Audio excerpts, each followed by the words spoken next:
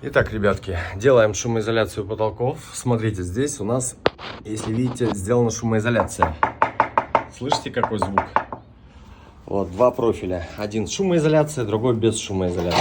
Просто слушайте звук, который потом у вас будет в процессе. Слышите? И вот все профиля, получается, на потолке обязательно шумоизолируем, так, чтобы потом звук не переходил на стену и было максимально тихо.